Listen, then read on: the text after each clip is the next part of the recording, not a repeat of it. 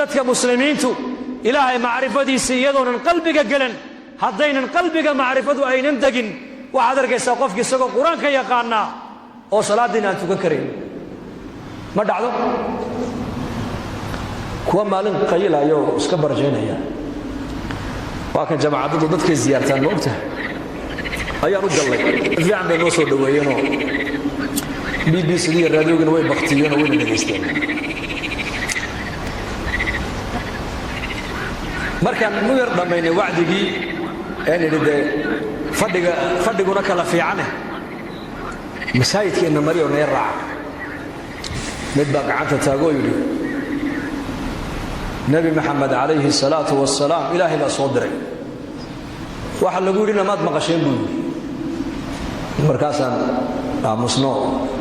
kuwii la barjeynayay baa yidhi war ninkani waa jaamiciyo waxbuu inii kordhina ka dhegaysta haye noo kordhiyo jaadka wuu takhsiisan yahay sigaarkana nebiga waxa lagu yidhi maad maqasheen bal noo sheeg fadakir inamaa anta mudakir lasta calayhim bimusaytirin ilaa man tawallaa wakafar hadalkaa ka warrama dadka waani baa nebiga laga yidhi aduu waaniye uun baa tahay diinta dadka qasabka ka dhigaya ma tihin nebigii baa sidaa lagu yidhi waad noo sheegteene qasab ha nagaga dhigine iska socda markaasay kulligood yidhaahdeen ninkaas sheekhaygu waa ninkaas shaydaan baa sheekhiina aqoontii wuu hayaa laakiin taqwadii baa hoos u taal iimaankii baa daciifa annagoo jawlad beri soconna baa nin u tagnay soomaaliya oo la yidhi ninka waa soomaali waa nin meel fadhiyo khamri cabbaaya wadannada gaalada markaasaan u tagnayoo asalaamu calaykum markaasaan calaykum asalaam xaggeed ka timaadeen meesha ma miskiid baa meesha salaamu calaykum tadaleedihiin buu nagu yidhi dalkii baan ka imanno qaaraddii afrikaan ka imanno ininkaani soo buuqanno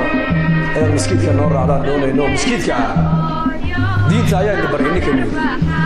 diinba ma taqaanaan sawka ilaahay yidhi maa laa taqrabu salaata وأنتم سكارى حتى تعلموا ما تقولون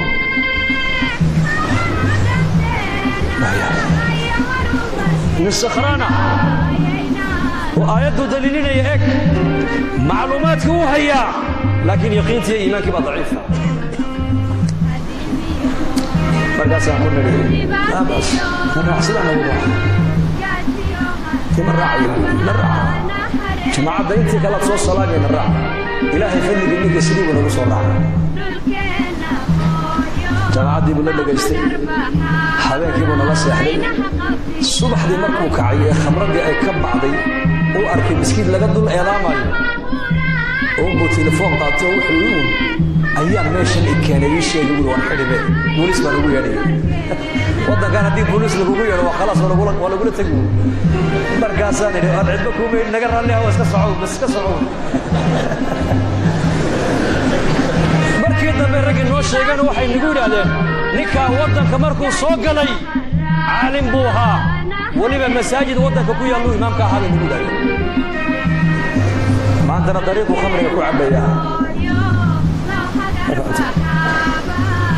macluumaadku waa shay waa gooni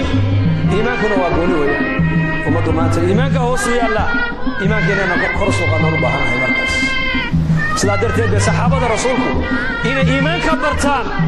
oo iimaankooga badbaadiyaan wax walba way ka doorteen wallaahi wax walba way ka doorteen